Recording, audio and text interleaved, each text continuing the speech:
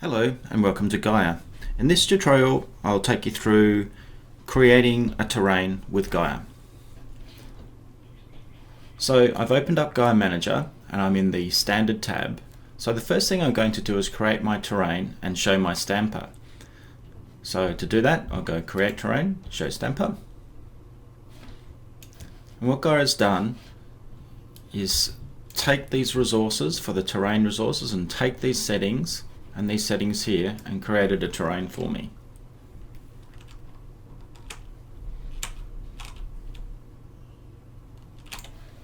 So the next thing I'm going to do is grab a stamp and put it into my stamper. The stamper is the tool that we use to actually shape the terrain.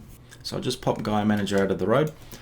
So I go to my stamps directory, and what we've done is we've categorized our stamps into all sorts of categories. So let's start with a MESA as a base. Now what we've got here are just preview images, and what we can see in the preview is where it's white it's high and where it's dark it's low. So I'm just going to scroll through,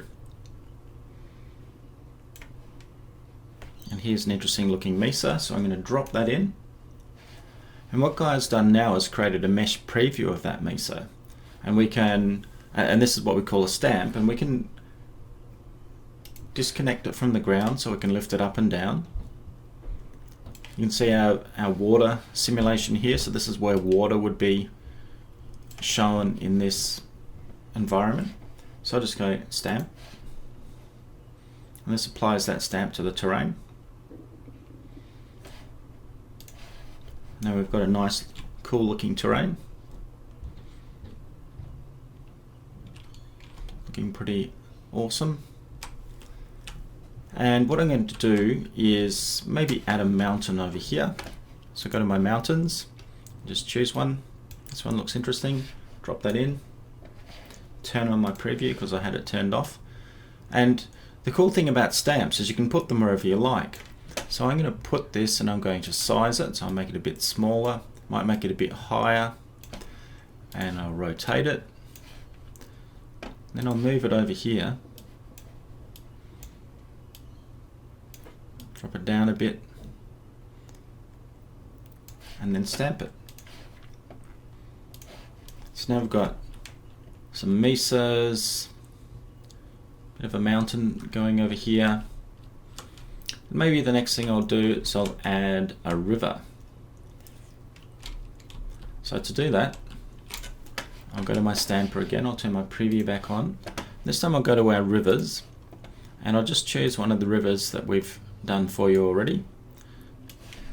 Drop that in, and there's our river valley. You notice if I was to press stamp, default operation of the stamper is to raise the height. In this case I want to lower the height wherever the stamp is lower than the existing terrain. The other thing I want to do with this so that I create a nice smooth blend is to use a distance mask. And what this does is allows the stamp in the center of the stamp to use its full power, but then to blend it out nicely to nothing so it has no effect at the edges of the stamp. And now I'll just move this over here, move this over here,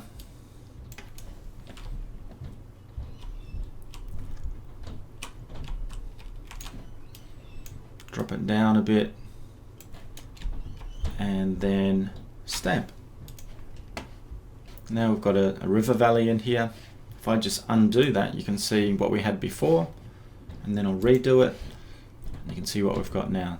So we've got an interesting sort of environment here. Let's go to the next part of the process. So the next part of the process is to create our spawners. So when I click Create Spawners, Gaia looks at your resources and creates the best spawners for those resources. So the first spawner is a texture spawner, so I'm just going to hit that. And what Gaia's doing is it's iterating across the terrain, and it's taking those resources and applying them to your terrain. So spawning is a process of applying resources to your environment. Cool, so now we've got a nice looking environment here, and it's all been textured nicely for us. Now this texture set is one of the 3 texture sets that come with Gaia. This is the Nature Manufacture one. This one tends to benefit from a little bit more light. And this one's been designed actually to use with CTS. It looks amazing with CTS. Still looks nice in standard Unity terrain. But it's a very nice texture set. So the next thing I'm going to do is we've created our terrain, we've textured it. Now I want to add some game objects. So these are 3D Forge assets that have been pre-configured to use with Gaia. So I'll hit spawn. And what's happening now is Gaia is making a backup and a cache of all the textures and the height and so on, so I can do this quickly. And it's iterating across our terrain here and applying these rock piles and these farms and villages and tree groups into our environment. This takes a little bit of time because we're actually creating a lot of objects here. And when this is finished, I'll zoom into this so you can get a sense of just how much work. This is actually a 2 kilometer by 2 kilometer terrain, so it's quite a large environment. So that's finished. So let's open the spawner up and see what it's done for us. So if we go into small farm and double click,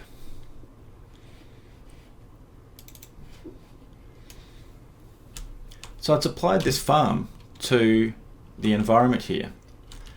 Some cool things that it's done is everything's conformed nicely to the terrain.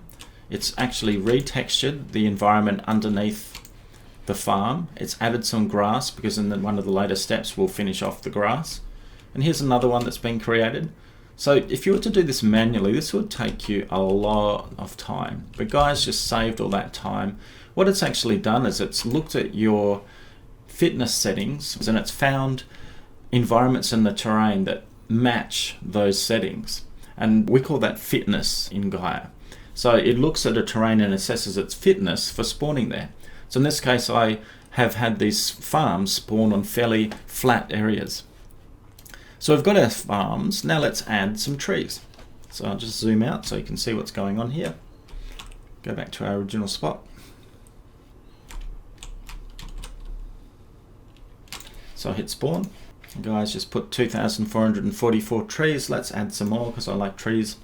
And the same thing's actually happening while these trees are spawning. Gaia is looking at the terrain and finding areas that match the spawner settings or the spawn criteria for these trees. The next thing I'll do is I'll run my coverage tree spawner. And you'll see it zip across the terrain here. What it does is the other tree spawner is clustering trees together to give you a natural clustered little forest tree areas. This one just fills in the gaps and finds extra spots in the terrain to add trees. When you run the two of them together, it ends up looking quite natural. The last thing I want to do is actually spawn some grass. Now this is the slowest spawner of the lot, and this is the one that does the most work. So what we're doing here is we're iterating across the terrain, and every 2 meters we're running all of these rules. We're checking to see if we can put some wide grass and narrow grass and ferns and flowers onto each spot on the terrain. And the other thing that it's doing here is it's doing things like raycasts and collision checks to make sure that the grass doesn't collide and grow underneath your house, for example, or underneath rocks or underneath trees. Okay, so now the grass spawn is completed. The last thing we want to do is add our player, wind, water, and screenshotter. So with a click, Gaia does all that work for you. The way Gaia's actually done this is the type of player is it's added as based on the controller you selected. So in this case, we added a first-person player. The water is defined in the Gaia settings, and it's just the Unity standard water. So if I hit play, actually before I do hit play, I'm just going to make my player go faster. And I'm going to turn the volume down because I don't want to hear it. And the last thing is I'll just undo that lock cursor. Make sure we've got maximize turned on. And let's see what Gaia did. Okay. So here we've got our environment. Looks like these stamps could do with a bit of a smooth. Here are some of the farms we put in. Now this is, you might notice in the bottom right hand corner it says bake pause. So we haven't finished baking our lighting yet. This is just unlit and incomplete.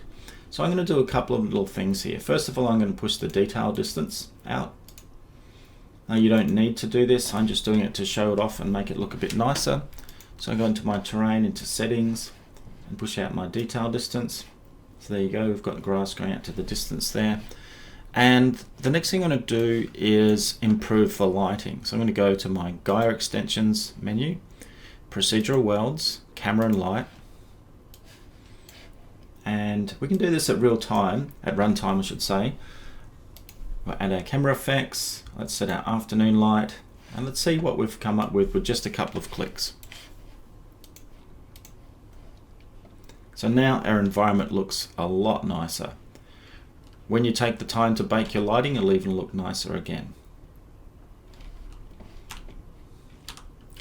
The last thing I'll do is I'll add CTS to this terrain to make it look visually a little bit more interesting. And I'll enlarge it a bit so we get to see a little bit more of how much nicer it'll be with CTS. Here we've got our terrain in the distance there. Standard Unity terrain suffers from tiling. You've got a little bit of tearing on these textures. So I'm going to go Component, CTS, add CTS to terrain. And what that's done is it's add the CTS object to the terrain, but it hasn't configured it yet. And then inside of this release of Gaia under third-party samplers and nature manufacture, we've got a CTS profile. So I'm going to click on that and then apply that profile. There we go. And now CTS is shading the terrain. So you can see the rock, there's no longer any tearing there, there's a lot more interest and detail in the rocks. I'll just add a bit of snow as well. Let's dial our snow up, maybe increase the minimum height. So just got a bit of snow on the hills there. And let's see how we look now.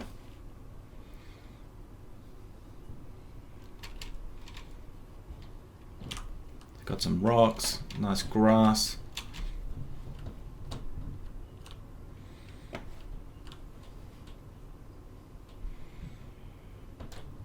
Hope you enjoyed. Thanks for watching.